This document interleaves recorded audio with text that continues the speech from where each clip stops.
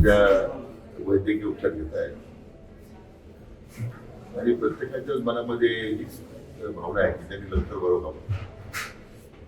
मी आज त्यांना त्याच्या तब्येतीच्या विचारपूस हॉस्पिटलमध्ये आलो होतो. सर्व डॉक्टर्सची चर्चा झालेली आहे, त्याची प्रकृती स्थिर आहे, सर्व प्रयत्न आपले सुरू आहे आणि स्वाभाविकपणे प्रत्येकाची इच्छा आहे की त्यांना पुण्यात भेटावं, त्यांना कुटुंबियांना भेटावं.